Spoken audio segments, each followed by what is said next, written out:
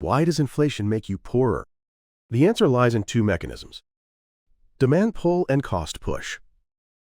In June 2022, U.S. CPI hit 9.1%, the highest in roughly 40 years. Real wage growth turned negative that year. Why did this happen? This slide explains it all. Demand pull, inflation. When aggregate demand exceeds supply capacity, prices rise. After COVID, economic reopening triggered a surge in demand worldwide. Cost push inflation. Oil prices temporarily exceeded $120 per barrel, and wages rose over 5% annually.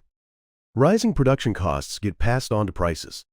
In reality, rising inflation expectations, supply chain disruptions, and a tight labor market with unemployment in the 3% range combined to create a multiplier effect. These forces reinforced each other, accelerating inflation. This is a fact proven by 50 years of economic research. Not speculation. The reality central banks face. And this is understandable. Look at the data. Follow the history. Now you can understand the mechanisms of inflation. Today, let me show you those mechanisms. First, let's understand demand pull inflation. This is the most fundamental mechanism in economics. When aggregate demand exceeds supply capacity, prices rise. What happened after the 2020 lockdown, during the 2021 economic reopening? Consumer demand surged. People unleashed their pent-up consumption all at once. The U.S. government injected roughly $5 trillion in massive fiscal stimulus as a pandemic response. Cash payments, expanded unemployment benefits, business support. This pushed demand even higher. But the supply side couldn't keep up with this rapid demand recovery in the short term. Logistics stalled, labor supply recovered slowly, semiconductor shortages emerged. Multiple constraints limited supply. The result is clear. Demand exceeded supply, and prices rose. Next, cost push inflation. This operates through a different mechanism than demand pull.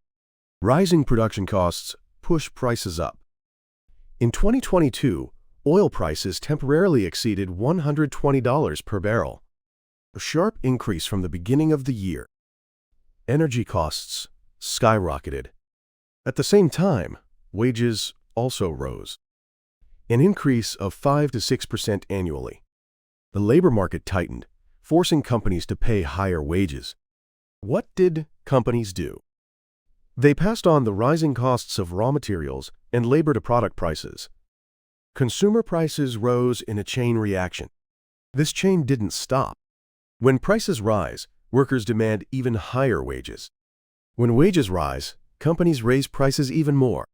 This is the wage price spiral. How do central banks control inflation? Interest rate policy.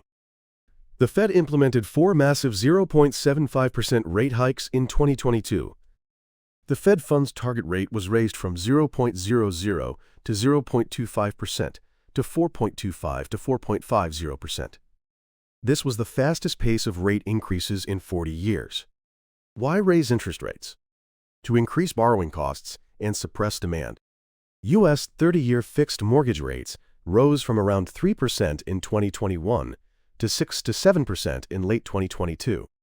Corporate capital investment also declined. When demand is suppressed, upward pressure on prices weakens. Headline CPI declined after peaking in mid-2022. However, core inflation proved sticky with a gradual decline. The Fed then raised the policy rate to 5.25 to 5.50% in 2023, maintaining high rates for an extended period while confirming inflation was moderating. It's not just about raising rates. The duration of maintaining them and managing expectations became the next focus. Policy effects take time to ripple through the economy, often cited as a lag of 1 to several years, varying with economic conditions and the financial system. The wage price spiral is the most dangerous form of inflation. Wage increases trigger price increases, which in turn trigger further wage demands. This is a self-reinforcing chain reaction. This became reality in the U.S. from the late 1970s to around 1980. Wages and prices rose mutually, with CPI increases reaching 14% year-over-year at times. Workers demanded wage increases to counter rising prices. Companies passed on increased costs to prices. To break this chain, the Fed raised the policy rate to 20%. This was an extremely painful measure, deliberately cooling the economy. It triggered a severe recession. Unemployment exceeded 10%, but there was no other option. Leaving the spiral unchecked could have led to hyperinflation. Money supply M2. This is the total amount of cash and deposits circulating in the economy. The central bank manages this. US M2 surged over 25% year-over-year at its peak during the pandemic, the highest level in decades. The Fed supplied massive amounts of money to the market in its pandemic response. This excess liquidity pushed up demand. When people have more cash on hand, consumption increases. When consumption increases, prices rise. After 2022, the Fed reversed course. It suppressed demand by tightening liquidity.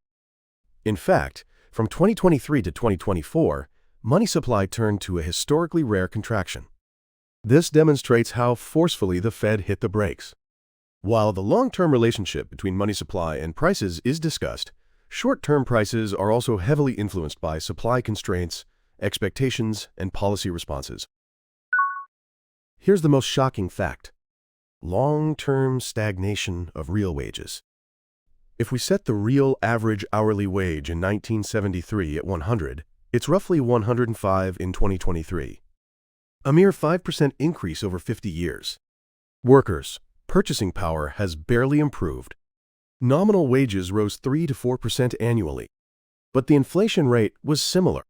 Real purchasing power stagnated. During the high inflation period of 2022, real wage growth turned negative. Even if nominal wage growth is 5%, when inflation is 9%, that's a real decline of 4%. You're working, yet becoming poorer. However, since mid-2023, real wage growth has recovered to positive territory. According to the latest data, from 2024 to 2025, inflation has settled below 3% and real wages have regained positive growth. The economy has emerged from its worst period. However, price levels themselves remain elevated, leaving a gap with lived experience. Now, let's organize today's analysis. Here's the summary. First, inflation has two mechanisms. Demand pull occurs when aggregate demand exceeds supply capacity, causing prices to rise. Cost push occurs when oil temporarily exceeds $120 per barrel and wages rise over 5% annually, with increased production costs passed on to prices. In reality, rising inflation expectations, supply chain disruptions, and a tight labor market, with unemployment in the 3% range combined to create a multiplier effect. Second, central bank control mechanisms. The Fed implemented 4 massive 0.75% rate hikes in 2022, raising the Fed funds target from 0.00 to 0.25% to 4.25 to 4.50%. and further to 5.25 to 5.50% in 2023. M2 declined for the first time in history, tightening excess liquidity. The effects of interest rate policy take time to ripple through the economy, and headline CPI declined after peaking in mid-2022. Third, structural issues. The wage price spiral drove U.S. CPI to 9.1%, the highest in roughly 40 years. Real average hourly wages have barely moved since the 1970s, with workers' purchasing power unchanged over 50 years. Real wage growth turned negative during the high inflation period of 2022, but has recovered to positive since mid-2023. If you were a central bank governor, which would you prioritize, inflation or unemployment? Inflation is an invisible tax. Let me know your thoughts in the comments. Thanks for watching. This channel analyzes global events through economic and geopolitical perspectives. Facts over emotions, mechanisms over opinions, deepening your understanding of the world. Subscribe and let's explore economic truths together next time. Turn on notifications, and with each new analysis, your economic understanding will level up. See you next time.